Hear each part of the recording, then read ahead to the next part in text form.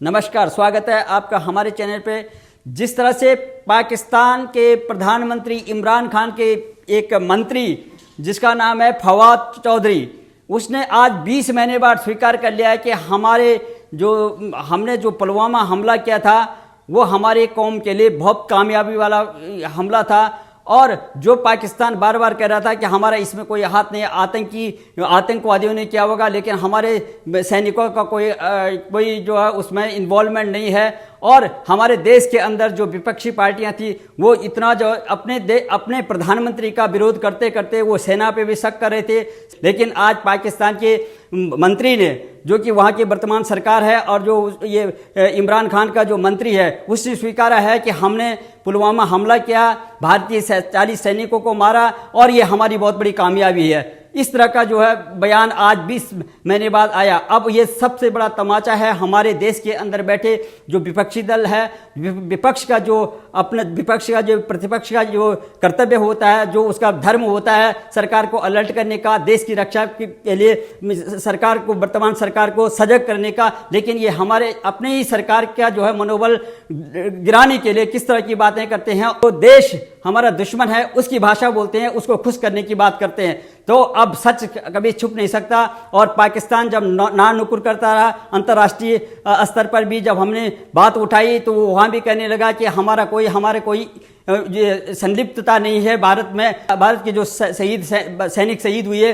और जम्मू कश्मीर जो आतंकी हमला हुआ उसमें कोई हाथ नहीं है। लेकिन आज जो है वही सरकार है और उसी सरकार का मंत्री कहता है कि हमारी बहुत बड़ी कामयाबी है। हमारे साथ जुड़ रहे हैं पाकिस्तान मामलों के जानकार और जम्मू कश्मीर पर विशेष अध्ययन है इनका, ये श्री पवन त्यागी जी का। सर, आपका बहुत बहुत स्वागत है हमारे चैनल पे। सर, आप बताइएगा, आपने तो काफ़ी जो जब से पुलवामा हमला हुआ, बालाकोट में जो स्ट्राइक हुई, आपका एक गहन अध्ययन रहा, आप वहाँ पे जुड़े रहे, जम्मू कश्मीर में आपने जो है संगठन से जुड़े रहे और संगठन के जाकर के आपने जम्मू कश्मीर का गहन अध्ययन किया। तो आपको क्या बात लगी? क्या आप सुनाई नहीं दिया था किस तरह से हमारे देश के अंदर में किस तरह से बातें उठती थी जो कि अपनी सरकार को टारगेट करती थी और सरकार का मनोबल गिराती थी, अपने सैनिकों का मनोबल गिराती थी? तो हमारे दर्शक जानना चाहते हैं कि आपने अपने विश्लेषण में क्या पाया और जरा बताने का कष्ट करें।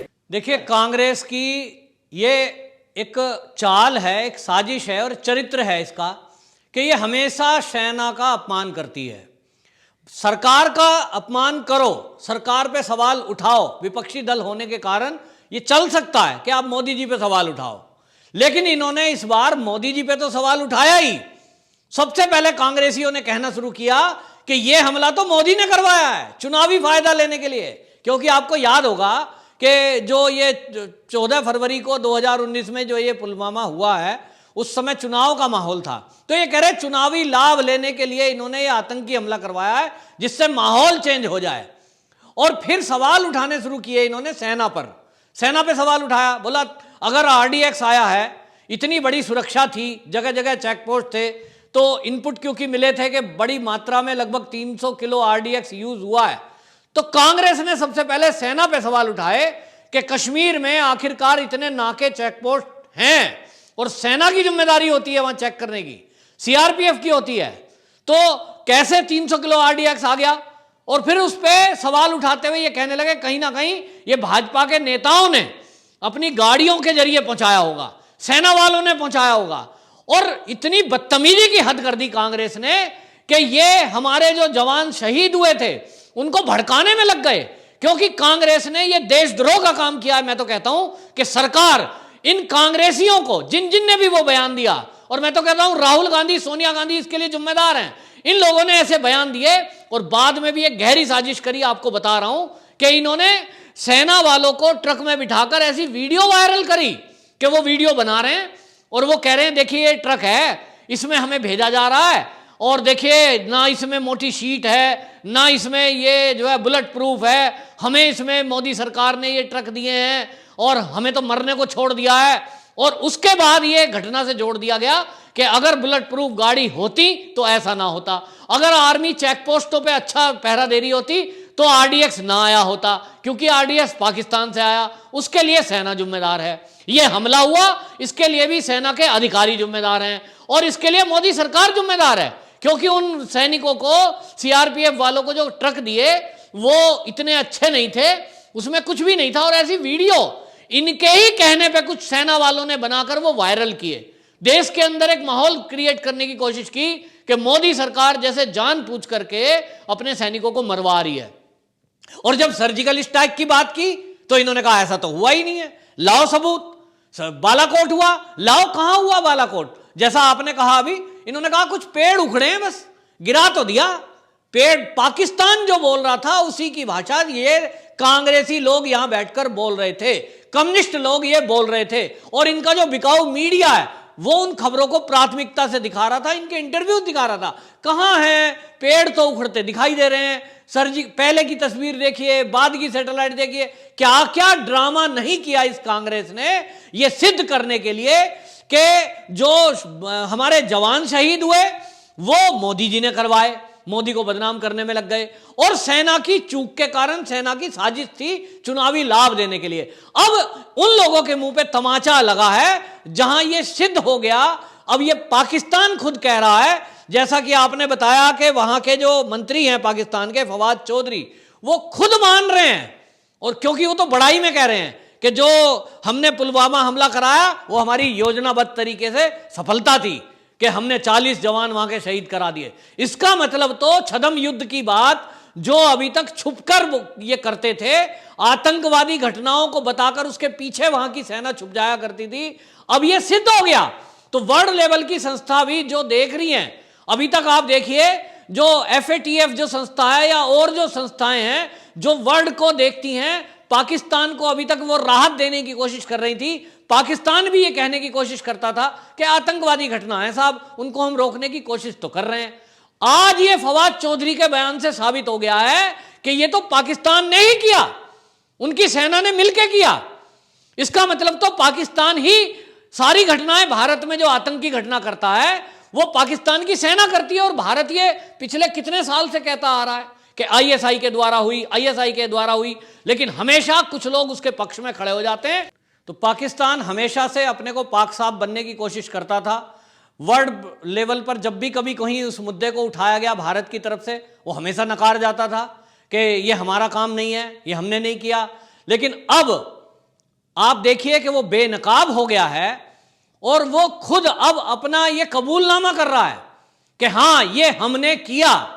तो जो भारत में उनके बैठे हुए लोग थे, ये जो कांग्रेसी लोग यहां उनकी भाषा बोलते थे, जो मोदी सरकार पर सवाल उठा रहे थे, जो भारत की सेना पर सवाल उठा रहे थे, अब वो मुंह क्या दिखाएंगे? मैं कह रहा हूं उनके ऊपर तो राजद्रोह का केस होना चाहिए, क्योंकि उन्होंने सरकार और सेना दोनों के ऊपर सवाल उठाया।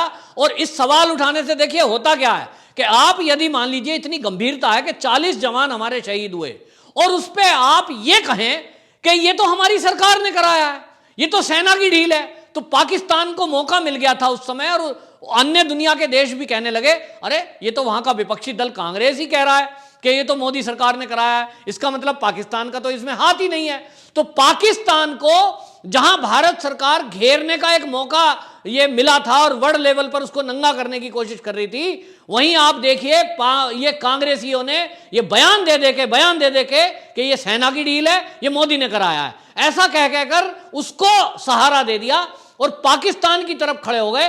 पाकिस्तान ने कांग्रेसियों के राहुल गांधी के बयान को वो पूरा उसको उठाया और कहा देखिए वहां तो राहुल गांधी उनके विपक्षी दल हैं, वो ही कह रहे हैं कि मोदी ने कराया। उस टाइम आपको ध्यान होगा कि पाकिस्तान की सरकार, इमरान खान बिल्कुल मुकर गए थे और उन्होंने कहा कि इससे हमारा कोई लेना देना नहीं है।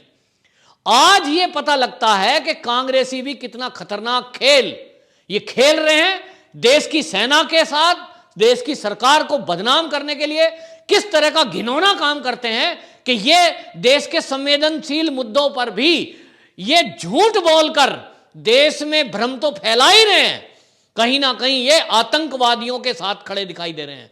मैं बिल्कुल खुल के कह रहा हूं आपके चैनल के माध्यम से कि अब ये क्लियर है, कोई शक नहीं है कि कांग्रेस आतंकवादियों के साथ है, कांग्रेस आतंकवादियों की भाषा बोलती है, आतंकवादियों के साथ हमेशा खड़ी दिखाई देती है। और जो ये वामपंथी दल हैं, इनको रात को कोर्ट खुलवाना याद रहता है रात को 2 बजे आतंकवादियों की घटनाओं में, लेकिन ये कभी भी सेना के मनोबल को बढ़ाने के लिए ये नहीं कहेंगे कि ये गलत हुआ है, पाकिस्तान ने गलत किया है, हम सरकार के साथ खड़े हैं, हम भारत के मोदी जी हम आपके साथ हैं, आप करिए कार्रवाई।